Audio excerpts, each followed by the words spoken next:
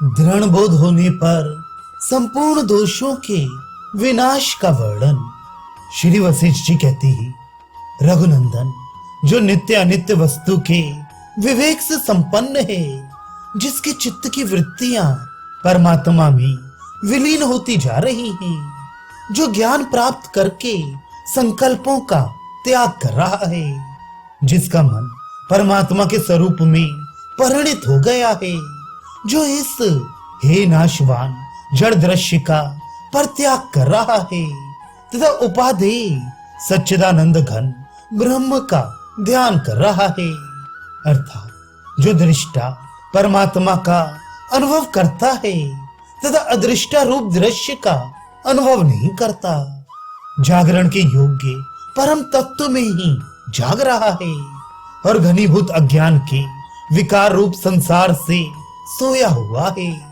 जो संपूर्ण तुच्छ सुखों से लेकर हिरण्यगर्भ ब्रह्मा तक के सुखों में अत्यंत वैराग्य के कारण सरस और नीरस आपात रमणीय भोगों में आसक्त ना होकर उनकी ओर से पूर्णतया विरक्त है, जिसके मन में किसी प्रकार की कामना नहीं है। ऐसे अधिकारी पुरुष का अनादि जड़ता अज्ञान रूपी आकाश आसक्ति शून्य हो, जब परमात्मा रूपी जल के साथ एकता को प्राप्त हो जाता है और धूप में बर्फ की भांति पूर्णतया विगलित हो जाता है।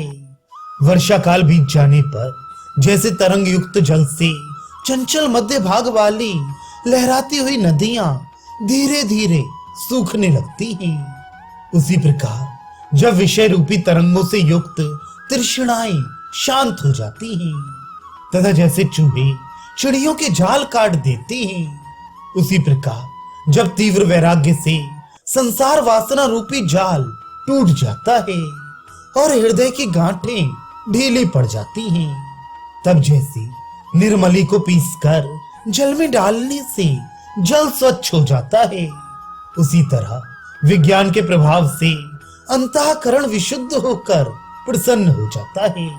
जैसे वायु के शांत होने पर समुद्र में निश्चलता रूप समता आ जाती है, उसी प्रकार मन के शांत होने पर सब जगह सर्वोत्तम शांति पैदा करने वाली अज्ञान रूपी मल से रहित उन्नत समदर्शिता का उदय होता है।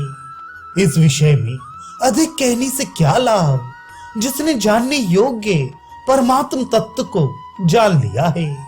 वह परम बुद्धिमान पुरुष वायु आदि चारों भूतों से रहित आकाश कोश के समान न उत्पन्न होता है और न नष्ट होता है।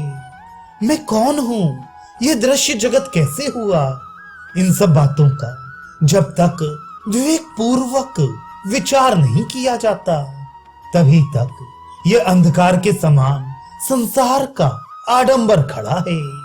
मिथ्या भ्रम समूह से उत्पन्न यह शरीर आपत्तियों का घर है, जो आत्म भावना के द्वारा इस दृश्य को नहीं देखता, अर्थात जो ये दृश्य नहीं है, सब कुछ आत्मा ही है, ऐसा दिखता है, वही यथार्थ रूप से देखने वाला है।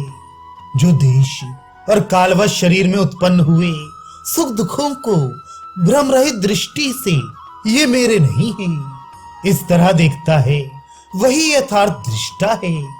जो असीम आकाश, दिशा और काल आदि हैं तथा उनमें वर्तमान जो परिच्छिन्न क्रियाओं से युक्त वस्तु है, वह सब मैं ही हूँ। इस प्रकार जो सब में अपनी आत्मा को देखता है, वही वास्तव में देखने वाला है। सर्वशक्तिमान अनंत आत्मा संपूर्ण पदार्थों में स्थित एकमात्र अद्वितीय चेतन परमात्मा ही सर्वत्र विराजमान है। ऐसा जो अपने हृदय के भीतर देखता है, वही वास्तव में देखता है। जो विद्वान आदि व्याधि, जन्म, जरा और मृत्यु से युक्त इस देह को अपना स्वरूप नहीं मानता, मैं देह हूँ ऐसा नहीं देखता, वही यथार्थ दर्शी है। सूत में गुथी हुई मणियों के समान ये संपूर्ण जगत मुझ में ही ओतप्रोत है, परंतु मैं मन नहीं हूँ। इस तरह जो देखता है, वही आत्मा के यथार्थ स्वरूप को देखता है।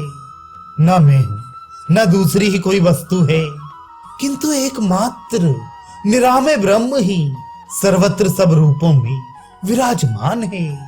इस तरह जो देखता है वही वास्तव में देखता है। जिस महात्मा की सांसारिक देह आदि के प्रति अपने पराये और तेरे मेरे के भेद मिट गए हैं, वही सुंदर दृष्टि से संपन्न महापुरुष आत्मा का यथार्थ रूप से अनुभव करता है। जो आकाश की भांति एक आत्मा है और संपूर्ण पदार्थों में व्याप्त होता हुआ भी उनमें लिप्त नहीं होता, ऐसा वे महात्मा पुरुष साक्षात महेश्वर ही है।